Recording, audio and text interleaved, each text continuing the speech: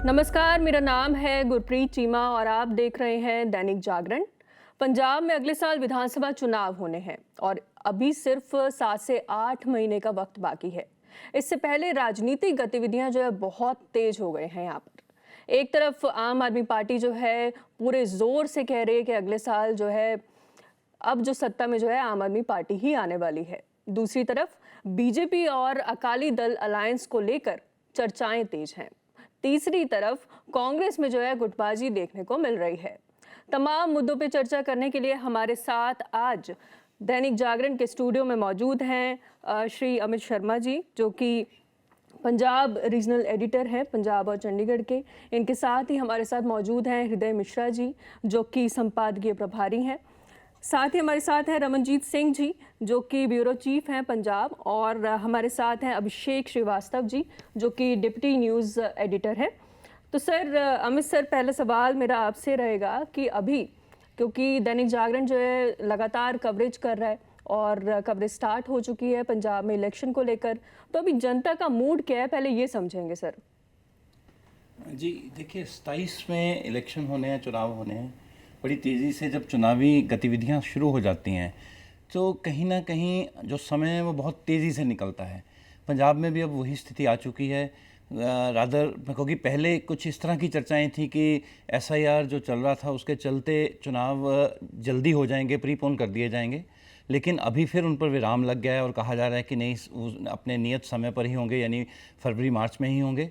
तो लेकिन क्योंकि पहले बात आ गई थी तो पार्टियों ने अपने समय से पहले मैदान में आकर के, राजनीतिक पार्टी सभी दलों ने अपना अपना पूरा जोर लगाना शुरू कर दिया, जिससे कहीं ना कहीं पंजाब में चुनावी माहौल बन गया। लोग चुनावी बातें करने लग गए और लोगों में मुद्दे, अब आप देखिए इस हद तक पंजाब में चुनावी माहौल जो एक चरम पर, जिसे हम कहते हैं कि चरम मतलब 3 महीने पहले या 4 महीने कोड लगने के नज़दीक ये गतिविधियां होती हैं, लेकिन पंजाब इस समय उन सभी गतिविधियों के चरम पर पहुंचा हुआ है। आप देखिए सरकार हर तरह से दावे कर रही है, हर तरह से उनका पूरा जोर है कि चुनावी उसको ध्यान में रखते हुए उनका दावे हैं कि हम सरकार बनाएंगे, जैसा आपने कहा जी। जो दूसरे विरोधी दल हैं उन्होंने अपना एकदम रुख जो है पूरी तरह से आक्रामक कर दिया है। वो मतलब हर छोटे छोटे मुद्दे पर हर तरह से पब्लिक में, लोगों में, वोटर में संदेश ले जाना चाह रहे हैं कि नहीं, ये सरकार हर उस पर फेल हुई है तो हमें कहीं ना कहीं आपको विकल्प ढूंढना होगा।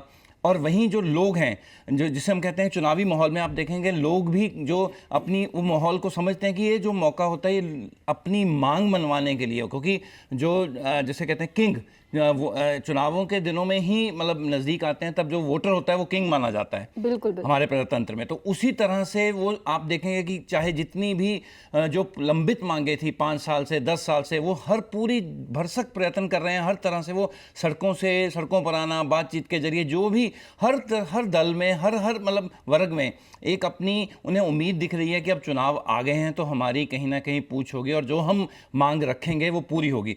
तो कहने का मतलब, अगर मैं इसको पूरा समराइज करूं तो बात है कि पंजाब में इस समय चुनावी माहौल पूरी तरह से हो चुका है। बस मुद्दे, क्योंकि मुद्दे तो बदलते रहते हैं, मुद्दे बार बार बदलेंगे, तो आज कोई मुद्दा होगा, कल कोई और बदलेगा, नैरेटिव्स चेंज होंगे, लेकिन कहीं ना कहीं हर पार्टी ने, हर एक दल ने, और वहीं वोटर ने भी, अभी वोटर शांत है क्योंकि कोड लगने के बाद कई चीज़ें बाहर निकलती हैं और लोग थोड़ा वोकल होते हैं, अभी शांत हैं, मन में दबाए हुए हैं और मुद्दों पे वो बात करते हैं, बहस करते हैं, लेकिन अभी अपने मन की बात नहीं कह रहे हैं। जिस दिन कोड लगता है उस दिन ये मन की बात आनी शुरू होती है। तो एक तरह से मैं कहता हूँ कि पूरा चुनावी संग्राम जो है ऑलमोस्ट सज चुका है। बस अब मोहरे युद्ध के, जिसको हम कहते हैं कि किस टूल्स के साथ युद्ध लड़ा जाना है, उनकी तैयारियां चल रही हैं। अच्छा, जैसे रमनजीत जी, अमित सर ने अभी जैसे कि बताया कि चुनावी मुद्दों की बात की इन्होंने, तो क्या आम आदमी पार्टी के सामने एंटी इनकम्बेंसी जैसी स्थिति बन सकती है?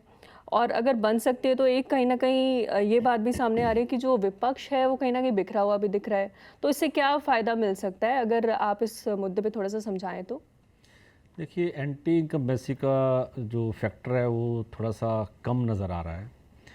उसकी वजह है कि एंटी इनकम्बेंसी फैक्टर को हवा देनी होती है विपक्ष ने। जी। विपक्ष इस समय, जैसे आपने भी इस बात का जिक्र किया कि बिखरा हुआ है। कांग्रेस की इनफाइटिंग पिछले करीबन 1.5 महीने से एकदम उभर के सामने आ चुकी है, तो लोगों में उसका मैसेज जाता है कि थोड़ा सा कमज़ोर है, तो उसका फ़ायदा सरकार को मिला। अकाली दल बीजेपी के अलायंस की बात चल रही है, अभी सिर्फ वो शायद कह सकते हैं कि इंडोर ही चल रही है बातचीत, जी अभी खुल करके सामने नहीं आया। जनता के सामने अभी ऐसा कोई विकल्प नहीं आया है कि वो सरकार को अंडरमाइन कर सके। जी जी। अमित सर, आप इस पर कुछ कहना चाहें तो? जी बिल्कुल, देखिए एंटी इनकम्बेंसी की बात होती है, जो सरकार जो आपने कहा कि कितना झेल रही है। मेरा मानना है कि जब भी कभी भी चुनाव होते हैं, जो सत्ताधारी दल होता है वो हमेशा एंटी इनकम्बेंसी फैक्टर से जूझता है। इस जुझारूपन उसमें कितना है, आपका विपक्ष कितना मजबूत है और कितनी मजबूती से उस एंटी इनकम्बेंसी फैक्टर को वो काउंटर कर जाता है। पंजाब ने इतिहास रचा, पंजाब में कभी नहीं माना जाता था कि कभी कोई सरकार रिपीट होती है, ये एक मान के एक मतलब राइटिंग ऑन द वॉल मानी जाती थी कि कभी नहीं। लेकिन 2017 में जब अकाली दल भाजपा की सरकार बनी और 2000 उसमें उन्होंने रिपीट किया, उस समय कोई नहीं मानता था, लेकिन क्योंकि एंटी इनकम्बेंसी उस समय की जो पार्टी लीडरशिप लीड कर रही थी सुखबीर सिंह बादल, और उनके एक ही बात होती थी, नहीं हम पावर में आएंगे। और उन्होंने जो विपक्ष के हर नैरेटिव को किसी ना किसी ढंग से काउंटर करते हुए सत्ता में वापसी की।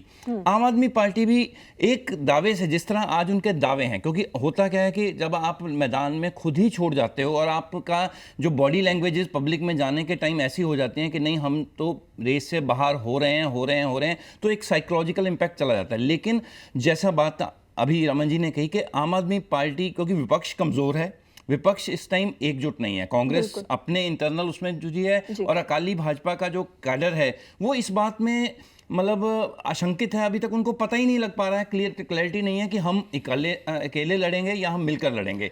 तो इस वजह से आम आदमी पार्टी आज की डेट में, मैं कहूँ बात तो वो कहीं ना कहीं जो आपका एंटी इनकम्बेंसी है उसको डिस्पेल कर रही है। जी, जैसे कि आपने अभी बीजेपी और अकाली दल के गठबंधन को लेकर बात कही, हृदय मिश्रा जी, मेरा सवाल आपसे है कि अगर गठबंधन होता है दोनों पार्टियों में तो पंजाब का सिनेरियो किस तरीके से बदल सकता है?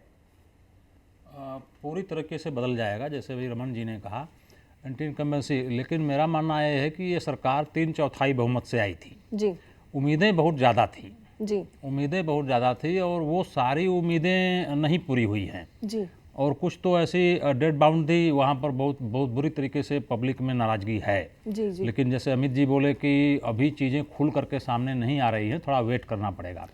और अलायंस की जहाँ तक बात है, तो चूँकि ये अलायंस जब था तो कानून व्यवस्था से लेकर के पंजाब की शांति से लेकर के डेवलपमेंट तक बहुत सारा कुछ बहुत पॉजिटिव रहा है। बिल्कुल तो अगर ये अलायंस होता है तो फिर, और चूँकि सेंट्रल में गवर्नमेंट है, सेंट्रल में गवर्नमेंट होने का फ़ायदा जो है पंजाब को मिलेगा।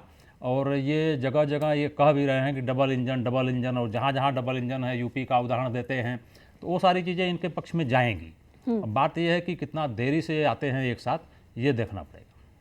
अच्छा सर, अभी बीच में एक बयान सामने आया किसी का, एक पॉलिटिकल लीडर जो है पंजाब पहुंचते हैं और उनका कहना था कि बीजेपी जो है 117 सीटों पर अकेले चुनाव लड़ेगी।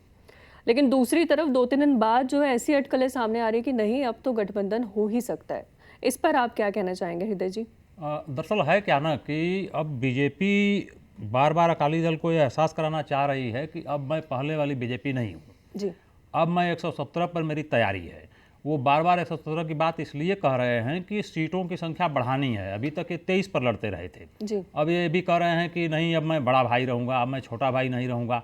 तो ये सर, क्या कहते हैं ऐसी प्रेशर। पॉसिबिलिटीज है कि अकेले अपने दम पर चुनाव लड़ सकती है बीजेपी? नहीं, बीजेपी तो हर नेता उनका यही कह रहा है कि मैं अपने दम पर लड़ूंगा, मेरी पूरी तैयारी है। लेकिन हकीकत यह है कि अपने दम पर कुछ होने जाना नहीं है। जी, एक चर्चाएं ये भी थी कि बीजेपी जो है इस बार के चुनाव को लेकर उतनी तैयारी नहीं कर रही है जितने अगले चुनाव को लेकर कर रही है। इस पर आप अगर कुछ कहें तो? नहीं, इनकी तैयारी है, ये तो इनकी तैयारी है, पूरी है। ये अलग बात है कि अगर गठबंधन नहीं होता है तो वो नतीजे, परिणाम नहीं आएगा, फिगर में नहीं बदलेंगे नतीजे। जी, ये है।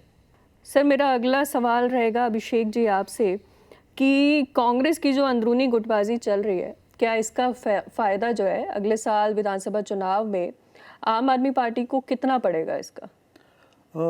निश्चित रूप से पड़ेगा, क्योंकि कांग्रेस के जो वोटर हैं वो उनमें कॉन्फिडेंस नहीं आ पा रहा है कि वो कांग्रेस की तरफ जाएं कि नहीं जाएं। क्योंकि जिस तरीके से आप पीछे की हिस्ट्री भी देखोगे तो कैप्टन अमरिंदर जब मुख्यमंत्री थे उस टाइम भी इतना अंदरूनी कलह हुआ कि वो सरकार इनकी चली गई, और उसके बाद से पार्टी में तब से लेके अब तक वो पार्टी वो विश्वास नहीं जता पा रही है जो अपने वोटर हैं या लोग हैं उनमें वो विश्वास पैदा नहीं कर पा रही अभी तक कि वो स्टेबल हो सकती है।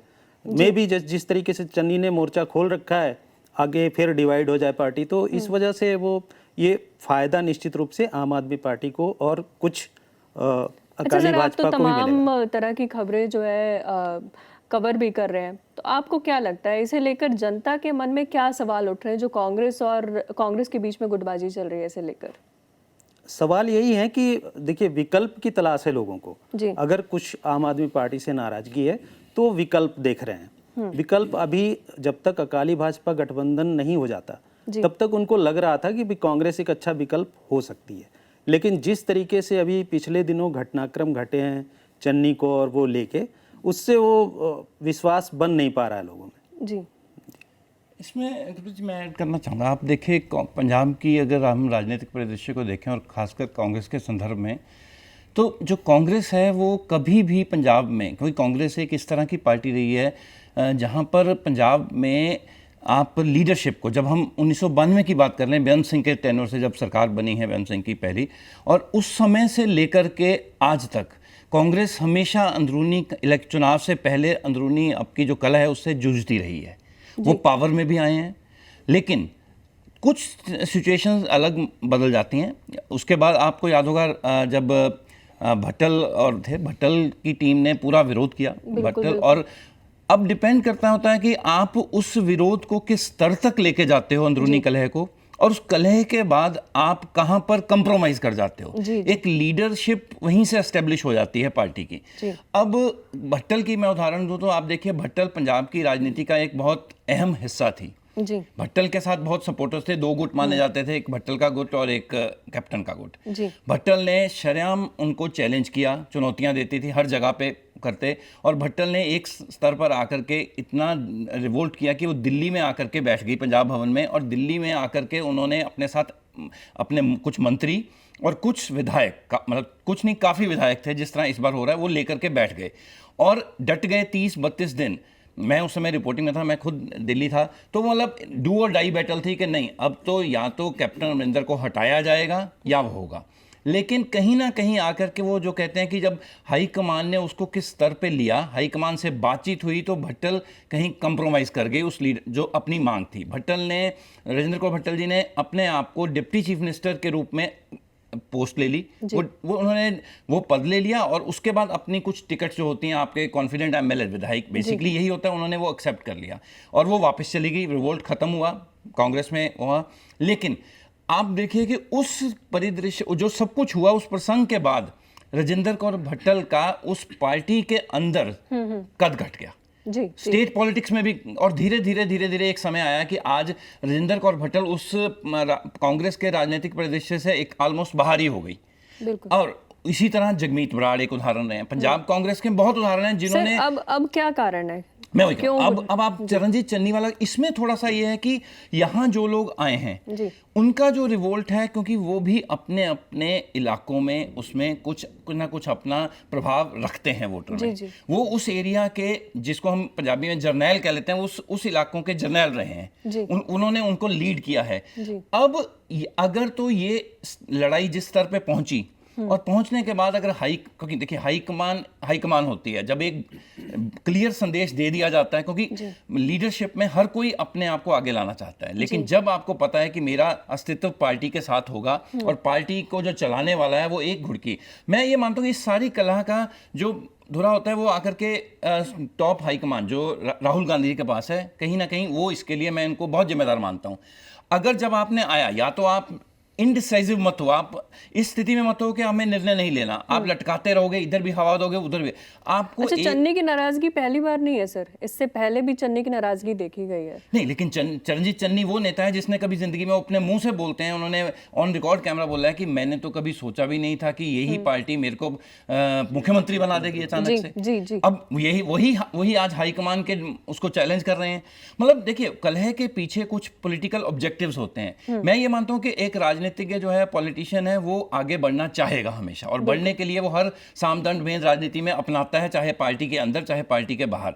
तो चरणजीत चन्नी भी वही कर रहे हैं। इस सारे मामले को अगर कोई ढंग से डील कर सकता है तो वो राहुल गांधी हैं। उनको एक स्थिति एक आकर के फैसला लेना होगा। और आज मैं दावे से बात करता हूं, अगर पार्टी में राहुल गांधी एक फैसला ले लें और कह दें कि जी जिसको पार्टी छोड़नी है वो चला जाए, जिसको मैं इन्हीं को नेता बनाऊंगा, यही पार्टी लीड करेंगे, तो यही कांग्रेस कहीं ना कहीं एक, जिसको हम अंग्रेजी का शब्द कहते हैं कि अनफॉर्मिडेबल, वो इतना बड़ा चुनौती वो पार्टी के, आम आदमी पार्टी के लिए पेश कर सकेगी। लेकिन जो पास्ट एक्सपीरियंस है कांग्रेस की, जो नेतृत्व रहा है, उसमें कहीं ना कहीं जो ये स्थिति रहती है कि हाँ नहीं करें या नहीं करें, एक हाथ से वो देते हैं और दूसरे हाथ से खींचते भी हैं, तो ये जो स्थिति है ये कांग्रेस के लिए वहां पर इस बार अगर नहीं निर्णय होता तो ये घातक हो सकती है। जी, ये मैं थोड़ा सा इसमें और ऐड कर दूं। जी, जैसे सर ने बताया कि पिछला जो इतिहास रहा है कांग्रेस का रिवोल्ट का, तो पहले वाले जो इंसिडेंट होते रहे हैं वो तकरीबन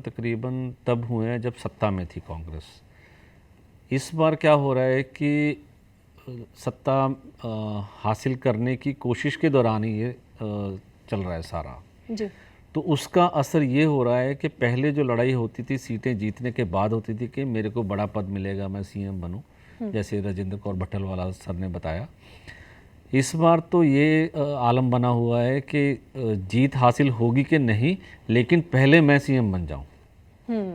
ये वाला इशू है वो नुकसान कर रहा है कांग्रेस को। जी सर, ये तो बात थी कांग्रेस की, और हमने आम आदमी पार्टी की बात की, बीजेपी और अकाली दल के अलायंस को लेकर बात की। अब मेरा सवाल उन दो कट्टरपंथी नेताओं पर है जो कि केंद्र में भी हैं अभी, और लोकसभा चुनाव उन्होंने जीता, अमृतपाल सिंह और सरबजीत सिंह खालसा। तो सर, अगर क्या इनको विकल्प माना जा रहा है कहीं ना कहीं? पंजाब की जो जनता है उसका क्या मानना है? देखिए, आप अगर सोशल मीडियाज़ पर जाएंगे, जो आज इंटरनेट मीडिया या उस पे है, उस पे कहीं ना कहीं इनको एक विकल्प के रूप में पेश करने का क्योंकि पंजाब की राजनीति कोशिश में जो रहती है। पंथिक जो राजनीति है बहुत महत्वपूर्ण रही है। इनका उभार भी देखिए, इसके लिए आपको एक बात समझनी होगी कि जो ये नेता इस तरह अमृतपाल या सरबजीत खालसा, अब सरबजीत खालसा कौन है ये किसी से छिपा नहीं है। वो उनके जो फादर, उनको किस लिए दिया गया, किस सेंटीमेंट पे, अमृतपाल ने किस सेंटीमेंट से बात आके की और अपना पंजाब में अस्तित्व जताया। अब इसका उभार क्यों हुआ? देखिए, जो आपने बात की कि पंथिक, पंजाब में जो है वो पंथिक राजनीति, पंथिक मीन्स जो सिख पंथ से जुड़ी हुई, सिख उससे जुड़ी हुई चीज़ें हैं धार्मिक। अब क्योंकि वहाँ पर धर्म और राजनीति जो उसमें है वो एक दूसरे के पूरक माने गए हैं। तो उसमें क्या हो रहा है कि जो शिरोमणि अकाली दल, पहले ये शिरोमणि अकाली दल होता था जो उसको पूरी तरह से उसको कंट्रोल करता था, और शिरोमणि अकाली दल में धीरे धीरे सुखबीर सिंह बादल वाली पकड़ कमज़ोर हुई। वो जो वैक्यूम, जिसमें कहते हैं एक खालीपन आया, लीडरशिप का क्राइसिस आया, उसको पूरा करने के लिए 1, 2, 3 अलग अलग आए। उसको पूरा करने के लिए ये वैक्यूम पहले भी आते रहे। आप देखिए, जब शिरोमणि अकाली दल 1999 में विभाजित हुआ, उस समय भी और यही इसी तरह की स्थिति थी। गुरचरण सिंह टोहरा, वो धर्म जो धार्मिक है, एसजीपीसी उसको रिप्रेजेंट करते थे, पकड़ मानी जाती थी 75 साल से ऐसे। और इधर सुखबीर सिंह बादल या प्रकाश सिंह बादल थे जो राजनीति के धुरा माना जाते थे। जब तक दोनों थे तब तक वो बहुत एक लय में चलता था। लेकिन जब वो वैक्यूम आया, प्रकाश सिंह बादल को कहीं ना कहीं ये प्रेजेंट किया गया, बादल परिवार को, कि ये राजनीति, धर्म का राजनीति के लिए प्रयोग करते हैं, उसका उपयोग कर रहे हैं। उसमें पार्टी टूटी और ऑल इंडिया सर्व हिंद श्रोमणी अकाली दल बना, AIASAD उसको कहते थे, वो बना। तो उन्होंने उस वैक्यूम को पूरा करने की कोशिश की, लेकिन धीरे धीरे उस समय क्योंकि पार्टी सत्ता में थी तो कहीं ना कहीं उस चीज़ को, वही वाली बात जो कांग्रेस में है कि वो सत्ता में होते हैं तो आप कुछ चीज़ें दबा सकते हो, लेकिन धीरे धीरे वो रिवोल्ट चलता रहा। और अब श्रोमणी अकाली दल इस स्तर पर पहुंच चुका था कि जिसको हम सबसे निम्न स्तर कहते हैं पॉलिटिक्स में, कि आपकी अचीवमेंट्स में, आपके पॉलिटिकल फॉर्च्यून्स पे सवाल लगता है। आपके प्रकाश सिंह बादल जब चुनाव लड़ रहे थे तभी उनके ऊपर सवाल लग गया कि ये जीतेंगे या नहीं, और वो चुनाव हार गए, बादल परिवार हारा। अब ऐसे में एक ना कहीं पंथिक, जो उसको कहते हैं कि हम रिलीजियस लीडरशिप में उभरने का, उसमें भी यही हुआ कि इधर से अमृतपाल का उदय हुआ, अचानक से आए एक यंग लड़का आता है जो कुछ समय पहले तक। अमित सर, मैं माफ़ी चाहूँगी, दरअसल ये टॉपिक तो बहुत बड़ा है लेकिन हमारे पास समय की थोड़ी सी कमी है। तो अगर आप थोड़ा सा इसको फटाफट से ब्रीफ तो करें। हाँ, मैं उसमें तो अमृत, अब इनका जो विकल्प है, मैं ये मानता हूं कि इनका ये ऐसी चीजों का उभार थोड़ी देर के लिए होता है, ये परमानेंट नहीं होता। जी। आप ऐसा एक्सपेरिमेंट जो जनता होती है वो एक बार करती है, 2 बार करती है। फरीदकोट की जनता ने एक्सपेरिमेंट कर लिया, चुन लिया। तरन तारण की जनता ने चुन लिया, कर लिया। लेकिन इलेक्टोरल पॉलिटिक्स में आपकी कुछ कमिटमेंट्स होती हैं जनता के साथ, जी। और आप उन कमिटमेंट्स को लेकर के ही, उनको पूरा या ना पूरा करने को लेकर के ही आप दोबारा चुनाव में जाते हो। बिल्कुल, बिल्कुल। तो कहीं ना कहीं लोगों को ये समझ आ गई है कि इस तरह है। और जो आज शिरोमणि अकाली दल और जो भी बात हुई कि भाजपा का अलायंस की बात हो रही है, ये जब ये अलायंस होता है तो ये पंजाब के लिए हिंदू सिख एकता का प्रतीक माना जाता है। बिल्कुल, तो जिससे कहा जाता है कि जो आपका पूरी तरह से जो मतलब ऐसी ताकतें होती हैं उन पे रोक लग जाती है। जी, तो जी। कहीं ना कहीं ये सारे फैक्टर्स मेरे को लगता है आगे होंगे, और इनको विकल्प के रूप में मैं तो एटलीस्ट, मैं गलत हो सकता हूं या नहीं हो सकता हूं, मेरी अपनी राय हो सकती है, मैं अपनी राय दूंगा तो मैं कहीं भी अमृतपाल के वारिस पंजाब दे या इनको मैं इसका विकल्प बिल्कुल नहीं मानता हूं कि पंजाब की राजनीति का इसमें ना तो विकल्प देखा जा सकता है और ना ही देखा जाना चाहिए। जी जी। एक और चीज़ मैं ऐड करना चाहता हूँ। जैसे आपने पूछा था पंथक राजनीति में भी 2 चीज़ें चलती हैं, मेरा ख्याल है अमित सर इसको एग्री करेंगे। जिनका नाम लिया आपने वो एक्सट्रीम लेवल पे हैं, और जो सॉफ्ट पॉलिटिक्स है, सिख पंथ की पॉलिटिक्स है, वो श्रोमणी अकाली दल बहुत देर से करता रहा। बिल्कुल मॉडरेट yes, वो विचारधारा issue है। और अलगाववादी विचारधारा, बिल्कुल, वो अलगाववादी विचारधारा के एकदम मतलब पहले फ्लैग बेरर हैं। बिल्कुल बिल्कुल बिल्कुल। हिदर सर, एक आखिरी सवाल मैं आपसे पूछना चाहूँगी कि अगर अकाली दल और बीजेपी का अलायंस होता है तो कौन सी पार्टी जो है बड़े भाई की भूमिका में दिख सकती है? नहीं, बड़े भाई की भूमिका में तो अकाली दल ही रहेगा। पंजाब में तो अकाली दल बड़े भाई की भूमिका में ही रहेगा। सीटें बीजेपी की बढ़ जाएंगी, ये तो पक्का है। जी अभी 23 पर थे तो 40 के ऊपर जा सकते हैं, जी। लेकिन बड़ा भाई तो अकाली दल रहेगा, और यही समझदारी भी है। अभिषेक जी, आप इस सवाल पर जवाब देना चाहें? आपका बिल्कुल, क्या मैं मानना है? सहमत हूँ हृदय सर से। क्योंकि निश्चित कई रूप जगह से- कुछ खबरें चल रही है जो बीजेपी है वो बड़े भाई की भूमिका में दिख सकती है। नहीं, ये तो- केंद्र और राज्य के बीच की संबंध की बात है। जी। बड़े भाई की भूमिका में पंजाब में तो अकाली दल ही रहेगा, कैसे? क्योंकि बेस ठीक है उनका, जैसे एक सॉफ्ट उनका वो है, एक और चीज़ विचारधारा है, है। देखिए भाजपा जो है वो पूरे देश में है, जी मतलब शायद 23 राज्यों में इनकी सरकार है, लेकिन अकाली दल जी पंजाब के बाहर नहीं, तो उसको तो पंजाब की राजनीति करनी है। और बीजेपी की वैसे हकीकत बताएं कि आज की डेट में जितनी मर्जी तैयारी हो, 117 सीट पर उम्मीदवार इनको कौन मिलेगा, कितने पर मिलेंगे, अभी बहुत मतलब कहा नहीं जा सकता। तो ये तो तय है कि बड़ा भाई अकाली दल ही रहेगा, मैं ये मानता हूँ।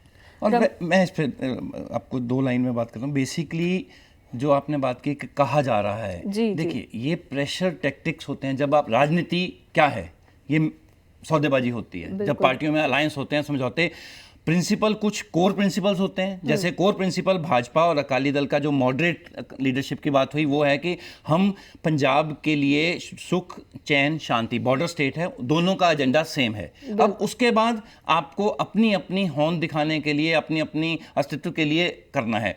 आप अगर पहले ही कहोगे कि जी नहीं मैं तो छोटा पार्टनर रहूंगा, तो ये तो जब टेबल टॉक्स होंगी और बराबरी होगी, क्योंकि अब भाजपा भी वो पुराने वाली भाजपा नहीं है, ये अमित शाह और मोदी का दौर है। बिल्कुल, तो और उधर सुखबीर सिंह बादल भी उस पोजीशन में नहीं है कि वो कहें कि नहीं मैं तो 70% सीटें मैं ही लूंगा। तो कहीं ना कहीं आके कंप्रोमाइज होगा, क्योंकि Punjab basically Sikh leadership represent करते रहे हैं, तो वो कहीं ना कहीं, और माइनॉरिटी है। बीजेपी इसका बहुत फायदा भी लेती है कि एक वो हर मंच पे लेके जाते थे प्रकाश सिंह बादल को, ये उसका पूरे देश में संदेश देते थे कि हमारे साथ माइनॉरिटी है, क्योंकि सिख माइनॉरिटी कम्युनिटी में गिने जाते हैं देश में। तो वो जो है, इन सबको देखते हुए मेरे को लगता है कि ये सीट में बड़ा भाई छोटा भाई बहुत बाद की बात होगी। पहले तो वो आपस में कोर प्रिंसिपल्स पे अब एग्री किए हैं। 2.5-3 साल उन्होंने एक दूसरे से खूब मतलब आपस में कह लीजिए भारत पाकिस्तान की तरह बातें की हैं, और अब वो टेबल टॉक्स पे आए हैं और कहीं ना कहीं आपस में जुड़ने की बात हुई है। तो वो पंजाब के लिए जो बात कर रहे हैं, तो ये मेरे को लगता है कि आकर के सीटों का बहुत बड़ा मसला नहीं होगा। छोटे और बड़े भाई, भाजपा भी जानती है कि किसे छोटा भाई बनना है और किसे बड़ा बनना है। सुखबीर सिंह बादल भी जानते हैं कि मुझे अब किस हद तक बड़े भाई के रोल में रहना है या छोटे भाई के रोल में रहना है। तो ये कहीं ना कहीं समय बता देगा इस बात पे। जी जी। वैसे तो हमारे पास बहुत सारे मुद्दे हैं पंजाब राजनीति पे बात करने के लिए, मेरे पास सवाल भी बहुत हैं, लेकिन हमारे पास वक्त की थोड़ी सी कमी है। फ़िलहाल हम यहीं पर इस पर विराम लगाना चाहेंगे और आप सभी का बहुत शुक्रिया हमारे इस शो में जुड़ने के लिए। आप देखते रहिए दैनिक जागरण। धन्यवाद।